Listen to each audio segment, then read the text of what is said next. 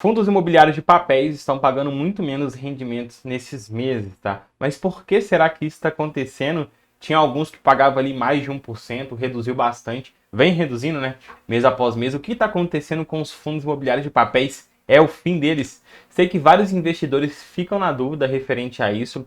Eu entendo a preocupação, com certeza é ruim receber menos dividendos, né? Menor rendimento. Só que nesse vídeo eu vou te explicar o porquê isso está acontecendo, tá? E o porquê que isso é um movimento natural e já até esperado aí pelas pessoas que estudam e entendem um pouco mais do mercado, entendem a dinâmica, os ciclos econômicos, porque a nossa economia ela se move em ciclo, isso é normal.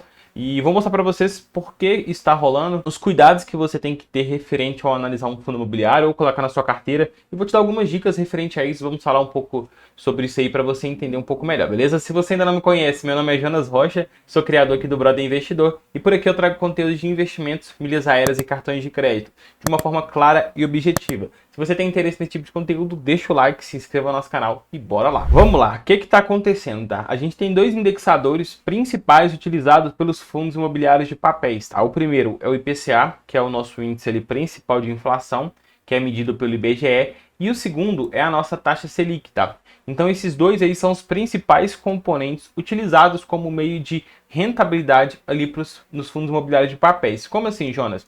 Por exemplo, quando um fundo de papel vai fazer um investimento no CRI, normalmente no CRI está, por exemplo, assim, que ele vai receber IPCA, que é inflação mais 8%. Quando ele vai atuar ali emprestando dinheiro dele no CRI, investir no CRI ali, que é em renda fixa, ele vai ter dois tipos de remuneração, conforme eu falei, 8% que é um valor fixo, esses 8% eles não vão mudar, ele é ali fixo mesmo, só que tem um componente que é pós-fixado, que seria, por exemplo, IPCA. O IPCA, ele muda constantemente todos os meses. E também a gente vai ter o outro ali principal, tá? Os mais utilizados, tem outros também, por exemplo, IGPM e tudo mais, só que os principais é IPCA e o CDI, tá? Que o CDI acompanha a nossa taxa Selic, que é a taxa Selic também de 45 em 45 dias, ela pode sofrer alterações ou se manter ali inalterada. Então vai depender muito de como que o mercado vai reagir referente a isso. O que acontece com esse indexador pós-fixado, que seria o IPCA e o CDI?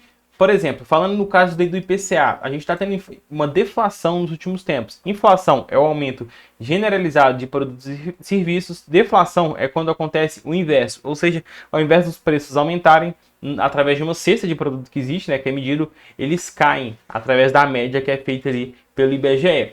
Então a gente pode ver que em setembro o nosso IPCA acumulado nos últimos 12 meses está de 7,17%, o que há 4 meses atrás esse valor aqui estava em 10, 11%, tá? E o nosso IPCA no último mês ele teve uma deflação de menos 0,29%, tá? E nos últimos meses, se você for ver que nos últimos 3 meses, ó, setembro, menos 0,29%, isso que eu falei com vocês. Em agosto de 2022 tivemos também outra deflação de menos 0,36% e 7 de 2022 tivemos uma outra deflação de menos 0,68%. Por isso que eu digo que é importante você entender o que você está colocando na sua carteira, tá? Quais são os fundos imobiliários e o que é que eles têm na carteira. Eu vou mostrar isso para vocês entenderem. Então vocês podem ver como base aqui 2021, teve mês que a inflação veio 1,25, 1,16 e nesse ano aqui teve um mês que foi alto, por exemplo, março, 1,62, mas logo após esses valores foi só reduzindo, até chegar no nível de negativo, que é a deflação. Por que isso aconteceu? Porque o Banco Central entrou com estímulo da aumentar a nossa taxa Selic, tá? Você pode ver nesse gráfico aqui, ó, que a nossa taxa Selic, ela teve aumento, ela estava baixa, ela foi até 2%, e foi aumentando mês após mês, até chegar num total de 13,75%. Esse aumento, ele foi justificado por conta da nossa ali inflação. Como a inflação estava muito alta e a gente precisava conter ela, para a gente conter a nossa inflação, a gente aumenta a nossa taxa básica de juros da economia, que é como se fosse uma taxa-mãe, ela é como meio, como parâmetro para todos os atuantes no mercado ali, através de empréstimo de dinheiro, financiamentos, etc. Então, quando essa taxa Selic ela aumenta, ela tende a regular o mercado em relação à menor distribuição de crédito, porque como as taxas ficam mais caras, os empréstimos e financiamentos tendem a ficar mais caros e as pessoas tendem a investir menos, tá? Tendem a tomar menor crédito. E como tem uma menor tomada de crédito da nossa economia, tem um menor investimento, tem um menor consumo, um menor giro, tá? Isso impacta como um tudo que vai chegando ali, reduzindo a nossa inflação. É basicamente isso que vai acontecendo assim de forma resumida. Claro que é muito mais complexo do que só isso, tá? Mas no final das contas é isso. Aqui até exemplifica isso aqui, que quando a nossa Selic sobe, os juros cobrados nos financiamentos, empréstimos e cartões de crédito ficam mais altos, porque eu falei, ela é a taxa mãe. Isso desestimula o consumo e favorece a queda da inflação. Em contrapartida, quando a Selic cai, tomar dinheiro emprestado fica mais barato, já que os juros cobrados nessas operações ficam menores e isso estimula o consumo, tá? No curto prazo é bom, mas no médio e longo prazo tendem a refletir numa inflação maior, tá? Mas isso aí é ciclos econômicos, é só para vocês entenderem. Agora falando em relação a fundos imobiliários, o que acontece? Quando você coloca um fundo imobiliário na sua carteira, por exemplo, o MXRF11, que é um fundo imobiliário muito conhecido, ele tem ali CRIs na carteira, né, que são operações de crédito de renda fixa, que eles tomam no mercado aí para poder trazer rentabilidade para o investidor. Só que o que acontece que essas rentabilidades, elas têm um indexador, igual eu falei para vocês, na maioria das vezes IPCA ou CDI. Então você pode ver que na verdade o IMXRF11 ele veio subindo, tá? Isso aqui é o dividend yield, a média, mês após mês. Ó. Você pode ver que em novembro de 2021 estava em 0,80, subiu, chegou ali ó, num topo de 1,22% de rentabilidade em julho e já caiu, tá? E já caiu em agosto e esse número aqui vai cair um pouquinho mais, tá? A tendência é cair um pouquinho mais. Então você pode ver que ele não sofreu tanto, mas ele já deu uma queda aqui, ó, alta de 1,22 para 1,07% e a tendência é ele cair mais. A gente vendo aqui a carteira do MXRF11, a gente consegue ver que 49% da carteira dele é IPCA mais ou INCC mais 7,29%. Aquilo que eu falei para vocês. Um indexador pós-fixado e outro pré-fixado, que é o 7,29%. 34% da carteira dele é CDI, tá? Então aqui você pode ver que ele tem uma carteira até um pouco controlada referente a isso, mas ele está sendo impactado e vai refletir mais nos próximos meses aqui no MXRF11. Por isso que é importante você entender a carteira do fundo imobiliário. E essa parte do CDI aqui, ela tende a prejudicar mais o MXRF11, tá? Por quê? 34% da carteira dele é CDI e o CDI ele é impactado pela taxa Selic. Eu acredito que, não nessa próxima reunião, porque eu vou mostrar para vocês a expectativa do mercado, mas nas próximas reuniões a Selic tende a cair por conta que a inflação já está começando a chegar num nível controlado, tá? Então vamos ver os próximos capítulos. Agora, olha o IRDM11 como que foi bem impactado, tá, no dividendo. Olha para você ver o dividend yield, tá, que é basicamente o dividendo do mês em porcentagem. Olha para você ver a queda brusca, tá?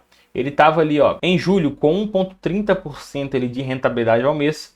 Em agosto, esse valor foi para 1,23% e agora, em setembro, 0,82%, ou seja, uma queda brusca no rendimento do IRDM11. Isso aconteceu por conta disso aqui, ó. Olha a carteira dele. Olha a carteira dele. 52% da carteira do IRDM11 é IPCA. É IPCA aqui, ó. IPCA mais 8,4% em média. 21% é investimentos em outros fundos imobiliários que ele tem, isso, e apenas 11% que é CDI. Então isso aqui impactou muito a carteira dele, porque mais de 50% é IPCA, então teve uma queda brusca na rentabilidade do IRDM11. DEVA11, a gente consegue enxergar também um declínio no rendimento, ó. Até maio ali estava 1,60%, agora aqui em agosto está 1,02%.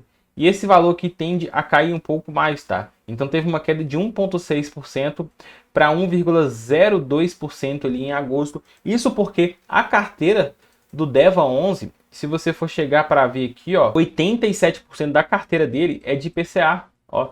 87% da carteira é IPCA mais 10,35%. Então a gente pode ver aí, ó, que no próximo mês, anota aí, o DEVA11 vai ter mais declínio no rendimento, tá? Capaz de baixar do 1% ali. Então é muito importante você ficar atento no que você coloca na sua carteira. É só fundos de papéis, mas eles têm IPCA, eles têm CDI. É bom você fazer uma mesclagem para você conseguir constituir uma carteira que vai ganhar em todos os cenários econômicos, tá? Olha para você ver agora, aqui o KNCR11 é outro fundo imobiliário de papel, só que ele tem uma carteira diferente. Olha para você ver. Em 2021 aqui, ó, enquanto os fundos imobiliários de papéis de CRI ali, os outros, né, estavam pagando muito, ó. Você pode ver aqui, ó, coloca aí agora, dezembro de 2021, o DEVA11 estava pagando 1,31%, enquanto o KNCR11 em dezembro de 2021, cadê? estava pagando 0,8%. Ou seja, ninguém queria comprar a KNCR11. As pessoas olhavam aqui o DEVA 11, falava, vou pro DEVA 11, está pagando mais de 1%. KNCR11 está pagando menos de 1%, está pagando 0,80%. Para que eu vou investir nesse fundo imobiliário? Tá doido? Só que não virou a carteira dele. A carteira do KNCR11 é uma carteira diferente. Você pode ver que agora ele está pagando no mês aí, ó, 1,19% e subindo. Olha essa escada aqui que subiu bastante. E tende a subir mais nos próximos meses ou se manter nesse patamar. Por quê? A gente vai olhar a carteira aqui do KNCR11, a gente consegue ver que 92% da carteira dele está alocada em CDI, que foi impactado com a alta da Selic. E está sendo impactado ainda porque a Selic está alta, ou seja, agora a carteira do KNCR vai aumentar muito. Por isso que é importante você saber o que você está colocando na sua carteira, tá? Saber mesclar é IPCA, é CDI, para você não tomar esses baques, porque quando a inflação cair, os fundos que têm como indexador principal o IPCA vai ter menor rendimento. Só que fundos imobiliários que têm indexado ali o CDI, quando a nossa Selic subir, porque é para poder desestimular a inflação, ele vai subir. Então, eles vão sempre estar um pouco um oposto do outro. Se você ter os dois na carteira, você vai ter tomando frente de cada um no momento certo, tá? Agora falando referente a Selic, será que a expectativa do mercado é da Selic aumentar na próxima reunião, cair ou se manter? Através dessa opção do cupom aqui do B3, a gente consegue ver como que o mercado está negociando a expectativa dessa próxima reunião do Copom, que seria dia 25 e dia 26 de outubro, tá? Olha para vocês verem que quase 92% do mercado está acreditando que a taxa vai ficar em manutenção. O que seja isso? Ela vai se manter da forma que está, em 13,75%. Não vai sofrer alterações. Enquanto 7,79% está acreditando em um aumento de 0,25% na nossa taxa Selic. Mas esse aqui é o cenário dos fundos imobiliários, tá? É por isso que vários fundos que pagavam muito estão pagando menos e alguns que pagavam menos estão pagando mais. Falando em relação a fundos imobiliários de papéis, você tem que entender esses ciclos econômicos e que isso é normal, tá?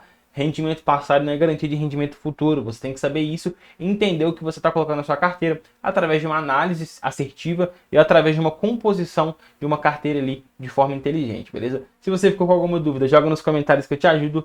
Tamo junto, até o próximo vídeo. Valeu!